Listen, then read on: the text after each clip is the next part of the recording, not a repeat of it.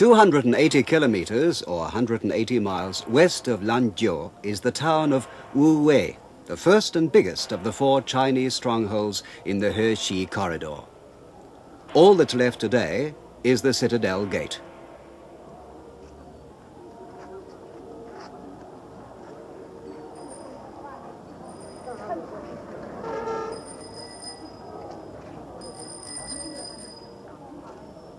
Recent excavations have brought to light an object which gives us an idea of how obsessed Emperor Wu Di was about obtaining those horses.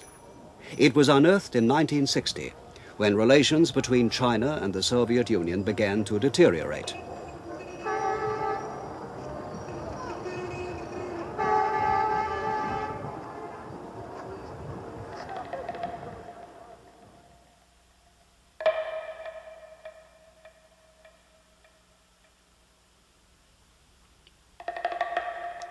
The Chinese began to build underground air raid shelters, and during excavations they came across the tomb of a Han Dynasty general.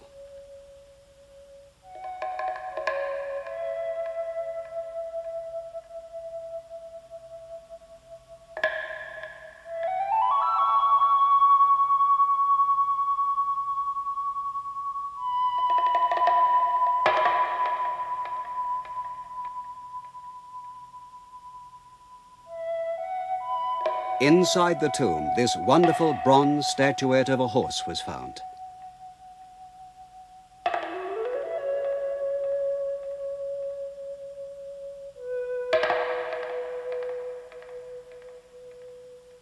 His feet seem to fly through the air, and his nostrils are drawn back as though he were neighing. One of his hooves is treading on a swallow. The message is easy to read. Here was a horse that could gallop faster than the flight of the swallow. This was the kind of horse that rulers of those days dreamed about.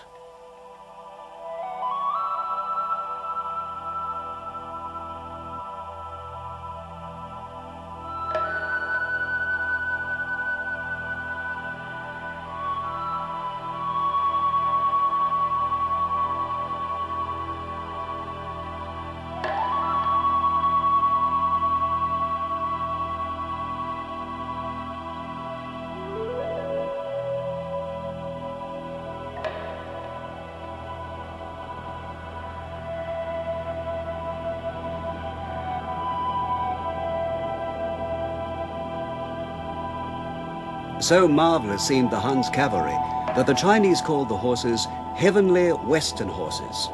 And it was these the Han Emperor Wu Di admired so much. Over the ages, Chinese emperors have sent messengers westwards in search of the heavenly Western horses. And they sent rolls of silk to pay for the horses, because in those days, silk was a form of currency in China.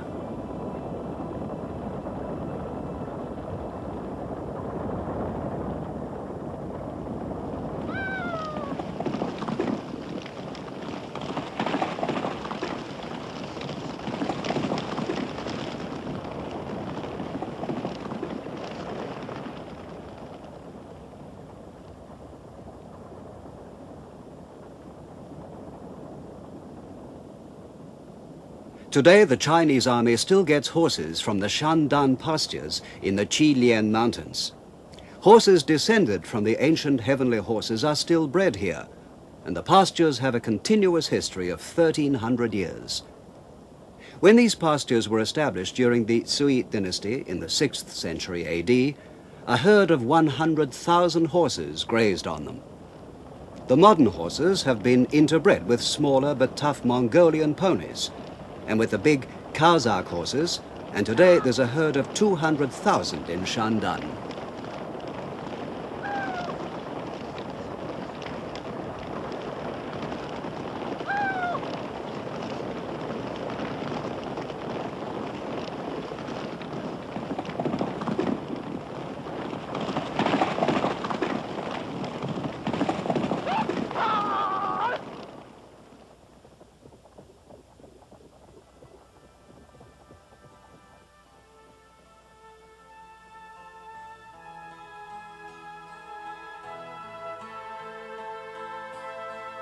The Qilian Mountains, with plentiful water and rich grasslands, were looked on as an earthly paradise by the nomadic Huns.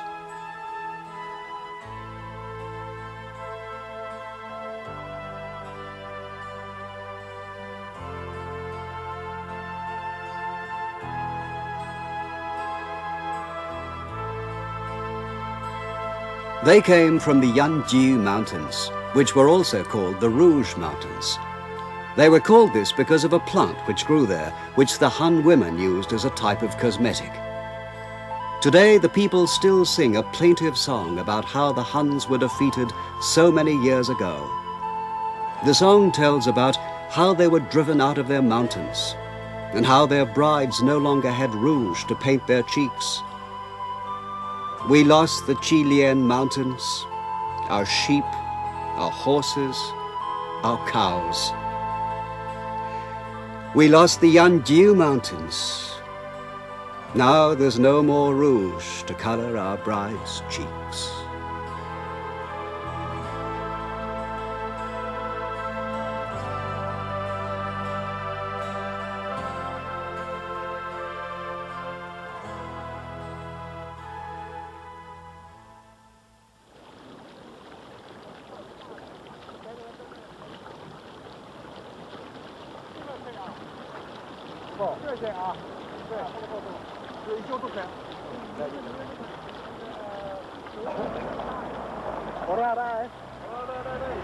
The rivers that flow through the Gobi Desert run in many channels which look like tangled threads, and they often change course.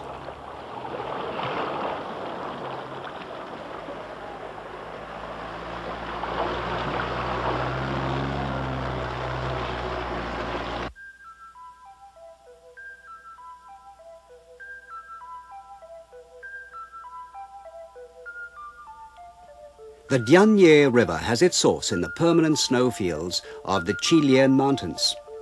At times it's been called Ruo Shui, or the Weak Stream, or He Shui, or the Black Stream. And as it's changed its course, the desert has changed too. Sometimes when the snows on the Qilian Mountains melt, the river floods and completely alters the shape of the Heshi corridor. Many oases and fortifications have disappeared because of changes in the course of the river. This is called the Le Deux Castle, and today it's on the banks of the Dianye River.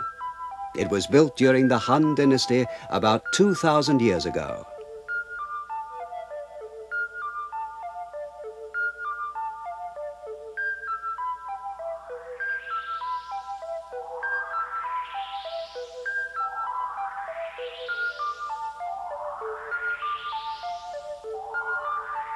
But no one knows who built it or when it was destroyed. Some people say it was destroyed in a mighty flood, and some say it was conquered by the great Mongolian ruler Genghis Khan.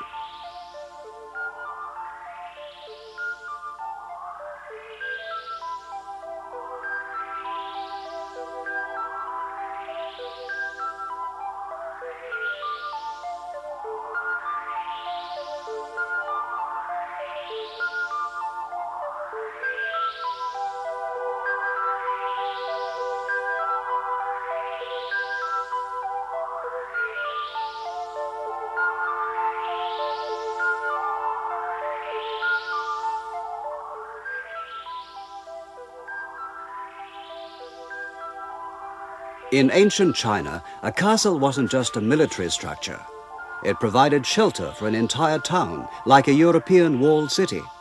Soldiers, merchants, and craftsmen all lived together.